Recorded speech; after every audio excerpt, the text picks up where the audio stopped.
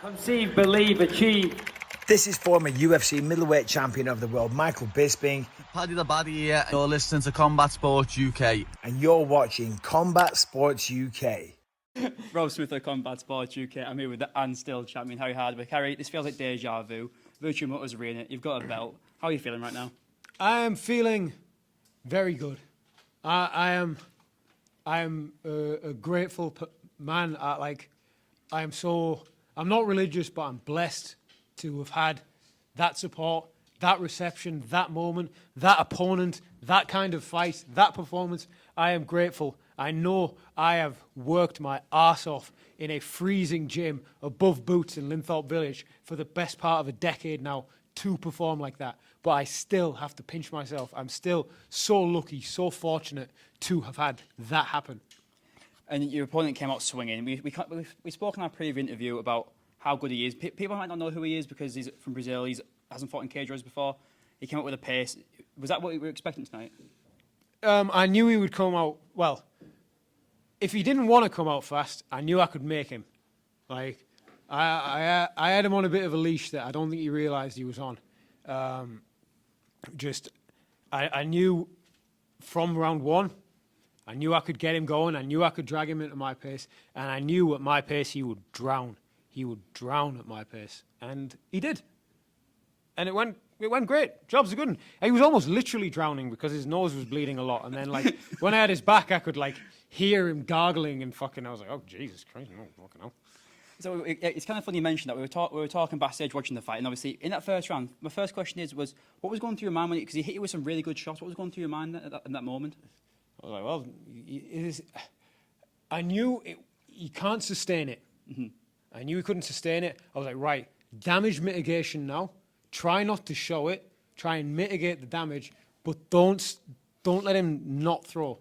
Like if he's not throwing, he's clinching. Or he's reacting, or he's doing something.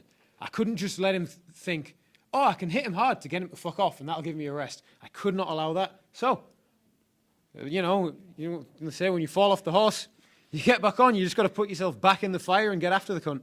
And we'll speak about what's next for you. We spoke about Riverside. You said that to me in our previous interview. And I feel like every time I watch MFA, you haven't lost. Every time I watch his live, you don't lose. MFA stay winning. You've got so many good fighters in that card. Imagine the Riverside card. And if not Riverside, obviously, I feel like the UFC has to be next for you. I know you want to be, the Riverside card would be huge, but the UFC has to be next. It has to be, surely. Look, I know deep down that I am a UFC caliber fighter. I know deep down if Dana, Sean, Mick, Hunter were to sit and watch my last couple of fights, they'd be like, oh, fuck, we want this guy around.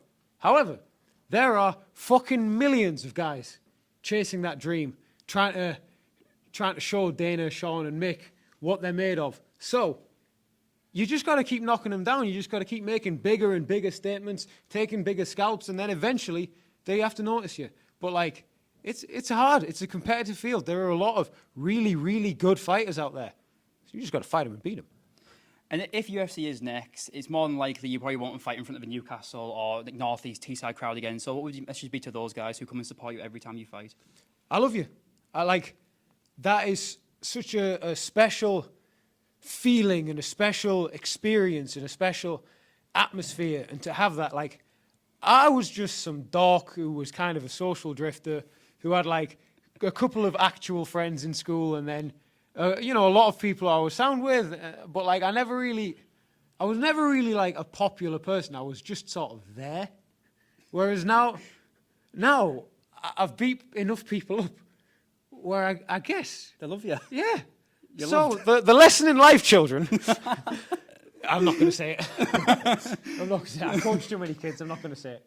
Well, Harry, I'll let you go. I'll let you go and celebrate your win. Congratulations, mate. Thank you very much. And up the Stockton. Up the Stockton. Also, we'll go up the borough. Up the borough. Up the borough. Up the Stockton. Up the Teesside. But UTT sounds a bit weird. It sounds like some kind of infection. Yeah, it does. We'll stick with up the borough. Yeah. UTB. UTB. Thank you very much.